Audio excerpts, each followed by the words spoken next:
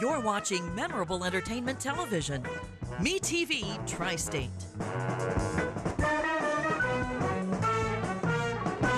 Broke the story on local homestead tax credit fiasco. Exposed the Evansville Redevelopment Commission excessive spending habits. Your community watchdog. CityCountyObserver.com is your online community newspaper dedicated to the progress of Evansville and Vanderburgh County. We're a nonpartisan publication providing insight into political issues and events that shape our community. We are a watchdog for you, the citizen. Check us out online, city-countyobserver.com. That's city-countyobserver.com. Tri-State Voices, an open discussion with area leaders on issues affecting communities throughout the Tri-State. Now, here's your host, Mike Woods. Good morning. Welcome to Tri-State Voices. Hi, I'm your host, Mike Woods. Every week, Tri-State Voices brings different leaders of our community to address issues that are important to all of us. Tri-State Voices is jointly sponsored by the City County Observer, WTSN, and Woods & Woods. Today I'm very happy to have Kirk Byram. Mr. Byram is the Republican candidate for the sheriff of Vanderburgh County. He has a really interesting resume, and he's done so many different things in law enforcement. If I went through all of them, that's pretty much be the whole show going through his resume. But let me just say he has a master's in criminology, and when he was hired, he was the youngest deputy on the department. And when each of his promotions going through the ranks, he was the youngest, and then he's now a lieutenant, and when he was named lieutenant, he was the youngest lieutenant. Right now, he's a motor patrol commander and a firearms instructor. Kirk, welcome. Thank you. Appreciate you being here. Thank you. You know, maybe a good place for us to start is if you could just describe to the people what all the sheriff's department does. I think it's a lot bigger and a lot more complicated to be the sheriff of Vanderburgh County than most people would realize. Right, I agree with you. The Vanderburgh County Sheriff's Office is one of the largest offices in the state of Indiana. We operate one of the largest jails. We're responsible for the jail, all the inmates, also the correctional side of that, which would be your work release type programs, the people you see picking trash up on the side of the roads.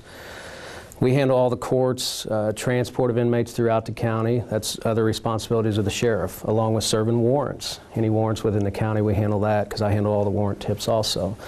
Beyond that, you go out to our field operations, which is where I work out of. You have our motor patrol, we have our DARE, motorcycles, criminal investigations, we have our narcotics task force, which works jointly with the city police department and state and federal agencies. So it's pretty broad scope, along with serving, we talked about before, serving civil papers, process papers. We serve about 60,000 of those a year.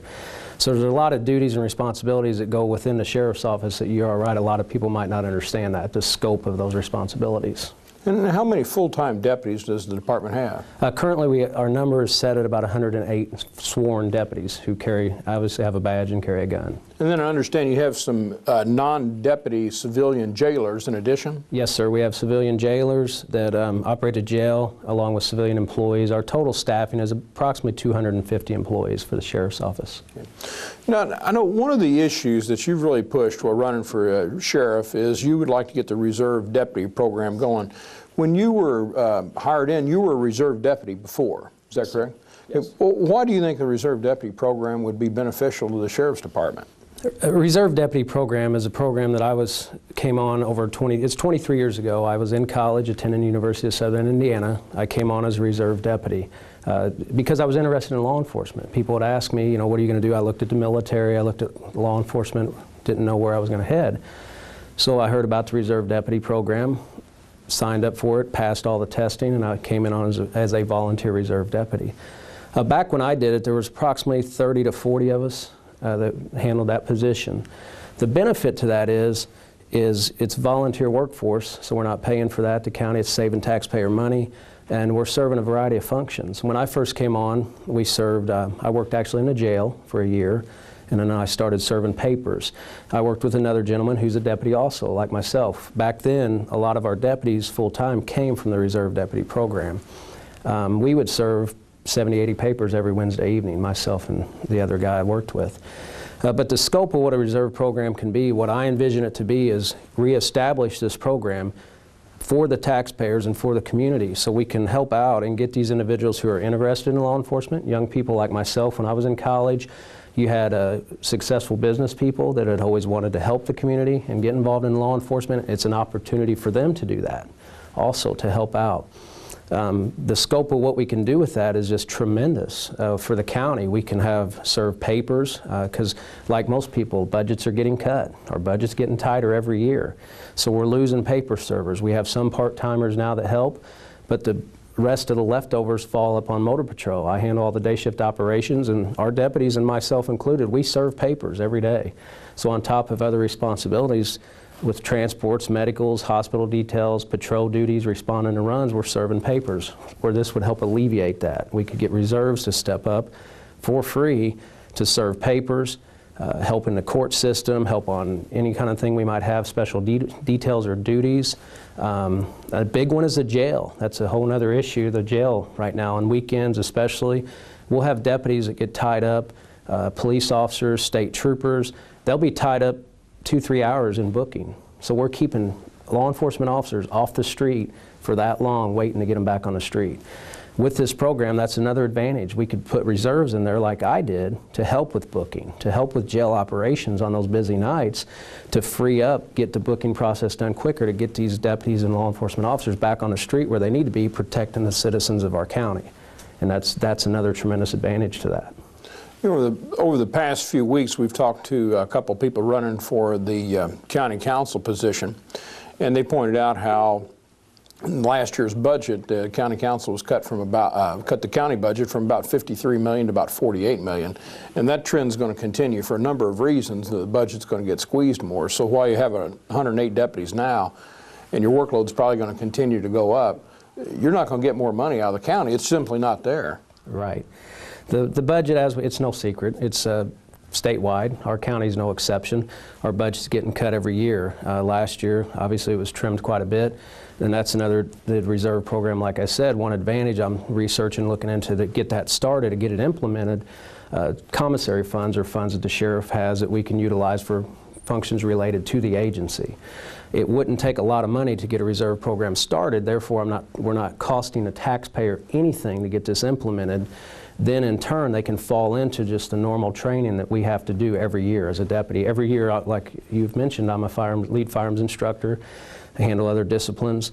We are required, mandated by the state, to get so much training every year. Those reserves could fall right into that, so it's not costing us any additional money to maintain their training.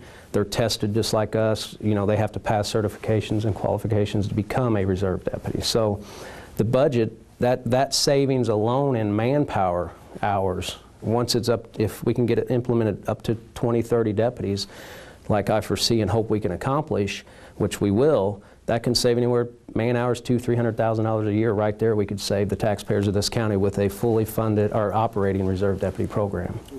Well, no, you've been involved in training pretty much your whole career, and right now you're one of the instructors at the academy. Yes, sir. So you're qualified to help train reserves and new deputies. Yes, sir. You've mentioned that you'd like to have the training, rather than being done up north, be brought down here. Why would you like to do that? Well, I've been you mentioned I've been a trainer most of my career. When I started early on as a deputy, I got involved in training. The first discipline was emergency driving, and I eventually became the lead instructor for that. I've instructed in numerous disciplines throughout my career. Now I handle all of our firearms training. So I'm passionate about it. I also teach college courses at night and criminology on the side. It's just, I've always been passionate about training and teaching, and it's something that's important to me. Through the years, we used to go, I went to the academy in Plainfield. Then we started a joint academy here with the local city police department, where we go to the academy here. Now we're sending our deputies back up north. I've talked to some trainers. That's something I've been doing recently with EPD, who I'm friends with, the Evansville Police Department, sorry.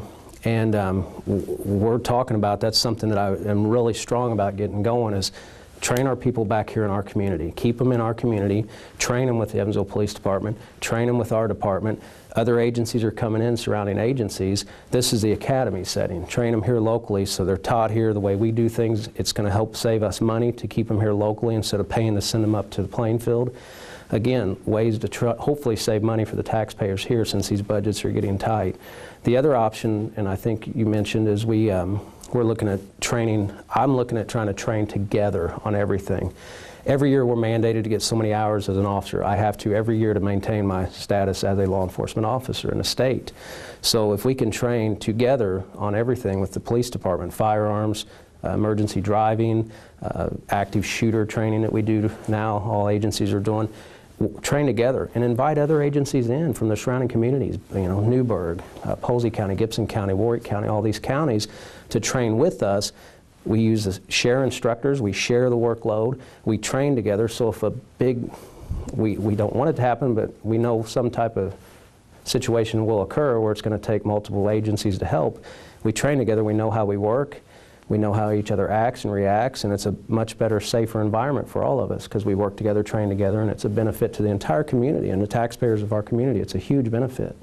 I know when I was a prosecutor, we'd regularly have contact with other communities, whereas you got somebody committed burglaries in Vanderburgh County. They probably also committed in Gibson, maybe over in Henderson too, and you're dealing then with the federal people too, because maybe they stole guns and they're selling them interstate and all the rest of it. So it's you're dealing with these other agencies on a day-to-day basis anyway. Absolutely. I was supervisor over criminal investigations prior to getting promoted, and there's a lot of joint investigations like that we run into. As you said, as a prosecutor, you see it too, and that's one benefit to our drug task force, and it'd be nice to someday, where we can tie together like that, because we're in a community where we cross lines. They cross city lines, they cross the county lines, and it's exactly right. Working together, training together would be a huge benefit to everyone involved, all the agencies and the citizens. If you get the reserve program up and running, would you primarily hire new deputies from that reserve program? Well, I would say that's definitely a good pool to come from, because when I came on, that was where a lot of our deputies came from, was the Reserve Deputy Program, because you're getting them involved with the agency. We've already tested them, we've checked them, background checks, psychological testing. They go through, they're vetted like any employee to get that job. We don't just give anyone that position, because we're giving them responsibilities. They're going out and they're going to have a gun just like we have, full deputies do. But yes, I think to answer that question, that'd be a great way to, as an employer, to look at these individuals, these younger college students coming in. We can say and talk to the supervisors, hey, how is this person, what type of individual? How do they handle pressure? How do they handle stressful situations? How do they interact with the public? Because it's a good way to see their communication skills. Do they handle dealing with situations well with the people? And I think that's an excellent place to look at a pool. I don't want to say I want to limit it to that, because I think I don't want to have blinders where I'm missing that wide pool of opportunity, which now we tend to hire a lot from our jail. We make promises to these guys, confinement officers, hey, you be a confinement officer, I'll give you a job as a deputy. We can't give them all jobs as deputies. I think we need to open that scale up and look everywhere. Look at college campuses. Look at get this reserve program going. That's an excellent place to look for people. People coming out of the military, that's an excellent place to look for applicants to become law enforcement officers. I don't really want to limit myself to that pool, but I think it's an excellent place to look for employees, absolutely. Well, certainly if somebody was a reserve deputy for a couple of years, they would know what they're getting into, because you and I have talked before that you've had people, they look good, you hire them, they're there for a couple of years, and they're really just getting on their feet where they're really productive, and they just don't, it's not what they thought. Being in school is not the same as being on the job every day, so perhaps you'd eliminate that where you wouldn't lose people once you've put a lot of money in them. I think that's exactly right. You bring them in like that, because we've had individuals where we'll hire people, we'll bring them on the agency, they'll go to the academy, and it's kind of the funny thing when you're at the police academy, they'll give you this speech similar probably to the military, leave in the night if this is not what you want, and you wake up the next day and there's 5 people missing. They left, they don't like it. Well, now the problem is we've invested money, time, testing, all this stuff in an individual that they decide this is not what I want to do. So they're gone. So now we got to start all over, start that process all over. So I think, like you'd mentioned, this reserve program could help eliminate some of that issue. Retention is important, keeping our employees, keeping good quality employees. Look at them, vetted, testing, check them, hire quality people so we're not losing that constant turnover. And that's one of the issues we have in our jail right now. It's a constant turnover. The manpower issues, it's constantly turning over. We're constantly training new people instead of focusing on retaining good quality people. Because retraining people all the time costs, some article I read one time is going to cost anywhere 1.5 to 2 times more to keep constantly retraining people instead of focus on retaining the people we have. get good quality people. So I think giving people a look through the reserve program, we had talked about the Explorer program. I think we'd mentioned that. I mentioned that to you. Is a program for your younger kids, your high school kids.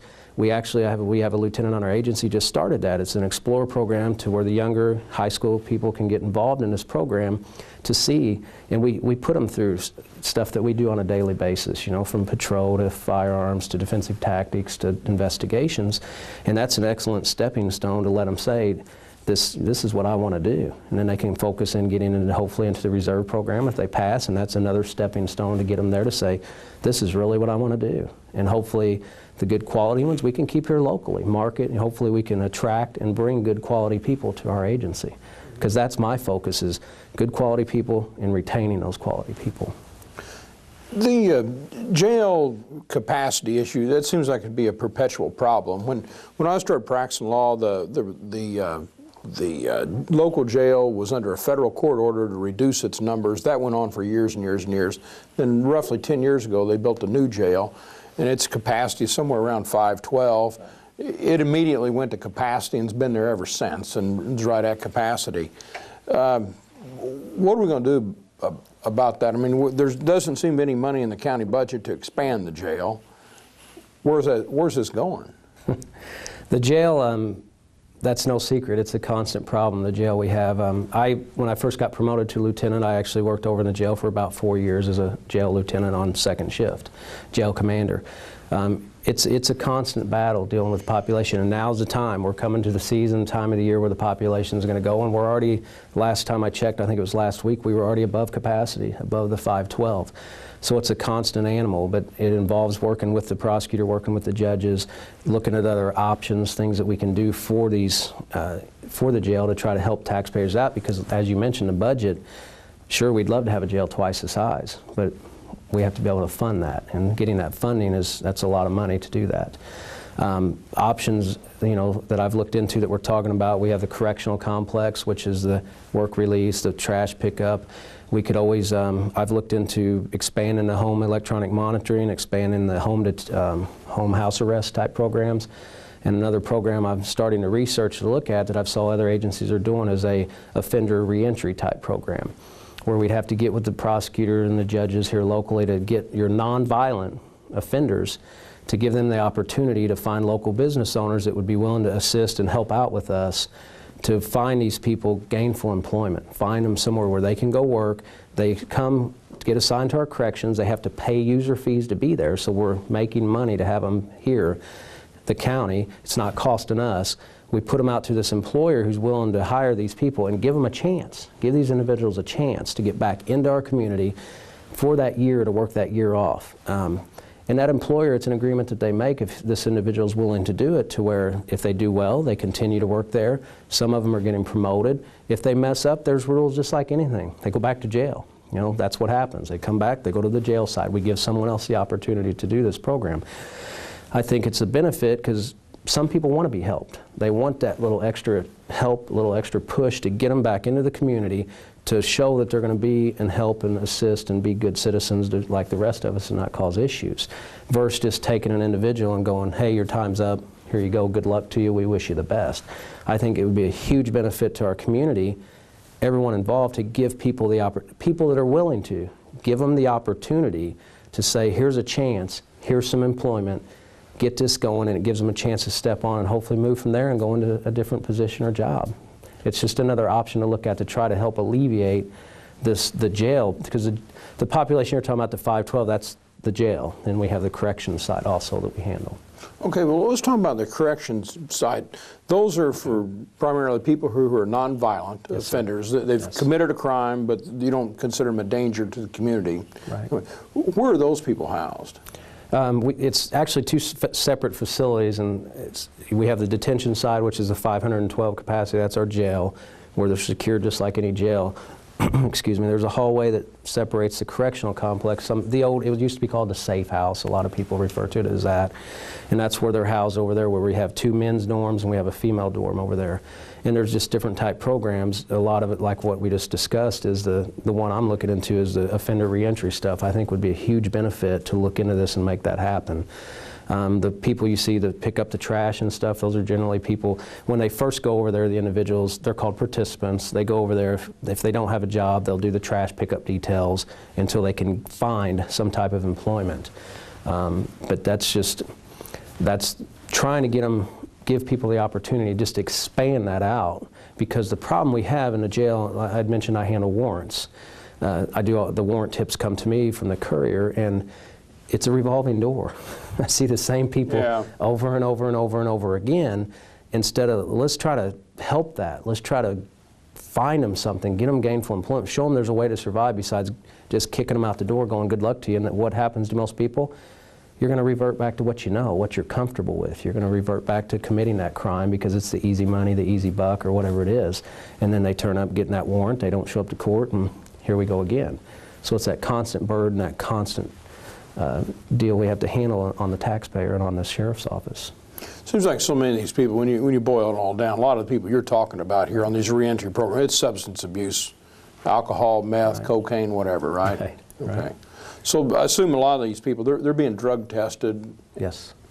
The correction side, yes, they get drop tested as they come back in. They do random drop tests on them when they come back into the facility. And if they test positive, they're back over to the jail side. So and that's a constant battle in itself. And they're each assigned caseworkers over there. So they're monitored, they're tracked. I mean, we don't just say, here you go, have at it. We have to monitor and track those individuals over there. One of the issues that seems to keep coming up in the campaign, it's what kind of underlying current that some rumblings about, is for 32 years the Sheriff's Department has been in control of one political party. Right. And that keeps coming up, so I'd just like to address it. Do you see a problem with that, or do you think that's a non-issue? I think it's important. It's been, regardless of party, I think 32 years is way too long for one party to stay in control. I think it's getting out in the community also. I think people are starting to become aware of that and start to see that. Jim DeGroot, he was the last Republican sheriff we had here locally in Vanderburgh County. So we're trying to get the word out to people. The biggest thing we're trying to get out is, regardless of party, is just to let the voters know there's a choice this year. You know, look at both candidates, look at the qualifications, educate yourself and make an educated, informed decision on who you think should be the next sheriff. You want to do a lot of things if you become sheriff with United Neighborhood Associations and Yes. Social media and things like that. What are you trying to accomplish? The United Neighborhood Organizations of Evansville, I've started going to some of the meetings they have because I think that's important. Throughout my career, I've noticed, I started as you know, over 20 years ago, and things change. I mean, throughout time we change. Law enforcement changes a little bit. I mean, our cars now, everything's computerized. It's just a totally different world for everybody. And I've noticed we seem to get out of touch a little bit with the community type policing. And my vision of that is getting back involved with the neighborhoods in the county. The city has the programs. I want to get back involved with the citizens of our county who have neighborhoods, or we can work on creating neighborhood organizations if they do not have one, and assign a deputy to that organization specifically that they will go to their monthly or their quarterly meetings, whatever they have, as a representative of the sheriff's office. So to me that's important because they can go represent us to these meetings, to these citizens, to the people of Vanderburgh County, and get feedback. They can give us their concerns, their problems. I'm not saying everything will be law enforcement issues. They might have, we got potholes, or we got problems with the fence, or whatever it might be, but we can help guide them in the direction they need to go to get that assistance, to get that help. And then on the other end of that spectrum, what I see is us as all law enforcement, we can give them information. If we're having break-ins, like the county will get a lot of break-ins, vandalisms, stuff like this, we can give them information. Hey, we're having a lot in the northeast side of town. We're looking for this type of vehicle. We're looking for this individual, whatever it might be, because you're the eyes and ears. The people are in their neighborhoods. They're walking their neighborhoods. They're cutting their grass. They're out in their yards. They're going to see stuff before us sometimes. And they can pick the phone up, call 911, and let us know. So to me, it's a wealth of information we can give them and they can give us to help serve the people better, get more in touch with the community, have a deputy represented at these neighborhood organizations. And another program that I've really looked into is that I'm wanting to really get going is not only that with our schools. Schools are important. I've got 2 young children, 2 boys in school, and it's important to me that we stay. I know we have officers assigned, we have deputies assigned to these, but I want to branch even further than that, myself included. Have every deputy adopt a school is what I call it. They're going to get a school, I don't care what school it is, and that's their school. Sometime throughout their shift, they can stop in there, say hi, speak to the principal, walk through the school, be seen. 5 minutes, 20 minutes, a half hour. Be seen in those schools. Have that visibility. Let the children know, let the people know that, hey, we're here for you. We're here to help you out for the safety factors and issues like that. I think that would be important. And then on real quick, on the media, that's important. I think it needs to branch out more into posting good positive stuff all the time. Things we're doing, training that we're doing, DARE programs that we're doing, things like that, constantly promoting that stuff to the public on this is the stuff we're doing to try to stay active within the community, and it gives people access to contact us directly too. So I think we have to capitalize on that, social media. It's so important today. I know when I was a prosecutor, some of the best tips we ever got would, the conversation would start out, I saw something and I don't know if I should call you or not, but, and then they start telling you something, and gosh, it just is a huge breakthrough. And you always wonder how much information is out there that individuals have, and they don't want to rat out somebody. They don't know if they made a report that turned out not to be meritorious, if they would be in trouble. They don't quite know what to do with that information. So maybe if they saw a police officer, they might just mention it. And like I say, sometimes it turns out to be really valuable. Oh, absolutely. I think just that personal contact, like with the schools, with the neighborhoods, you don't view them, people might not view them as, oh my, they're law enforcement. They view them as Jim or Kirk or John or whoever it might be, and it's easier for them to communicate with you. I have people come up to me like that all the time and tell me little things like that because it's more of a friendship, and that's what it should be. That's community policing, getting in touch with the people, and that's what it's all about. So. Well, you can't have the people feeling like the police force is some kind of occupying army. They should see them as their friends and neighbors, that sort of thing. Absolutely. You know, we've only got about 2 minutes left, so let me just ask you in your own words, why would you like to be the sheriff of Vanderburgh County, and what would you do if you do become the sheriff? Okay. Well, first I'd like to thank Woods & Woods, and I'd like to thank the CCO for allowing me to come here today to talk to the people of Vanderburgh County. I appreciate you giving me the opportunity to let me voice my opinion and voice who I think is most qualified to be the sheriff. I want the people to understand my first priority as sheriff will be to keep you and your family safe. I will have a zero-tolerance policy on meth, drunk drivers, and child molesters. I'm a 23-year veteran of the Sheriff's Office with a master's degree. I'm currently a Motor Patrol Commander and lead firearms instructor. As sheriff, I will establish a viable volunteer reserve deputy program to help save taxpayer money and to put more deputies back on the street. I also want to establish the first ever neighborhood community policing program for the citizens of Vanderburgh County. My opponent was given his job under a good old boy political system. He never had to prove that he was qualified like I did and like every other deputy had to do. In a recent interview with the media with myself and my opponent, they asked, what does it mean to be sheriff? His response was, it's just a job. It's just another title under my name. Well, just a job, I think it's more important than that. I would be honored if the people chose me to be their next sheriff of Vanderburgh County.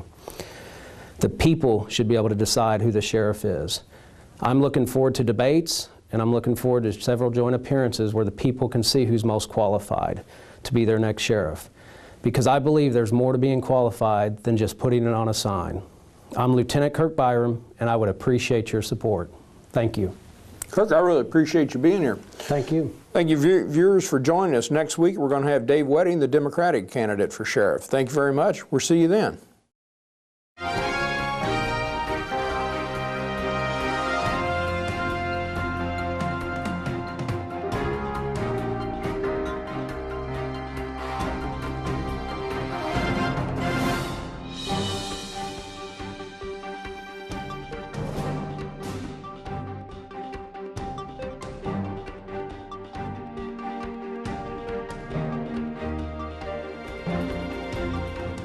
This year in the Tri-State, 1 out of 8 people will be in an accident. Would you know what to do? Call Woods & Woods. They'll get you help. When you call Woods & Woods, you are not a statistic. You are our client, and we will fight to get the money you deserve. And that's what Mike did. He really fought hard for me. They just really cared. If you've been injured, call 1-800-544-2108. Let Woods & Woods work for you. You don't owe us a dime unless we win your case. You're watching memorable entertainment television. Me TV Tri-State.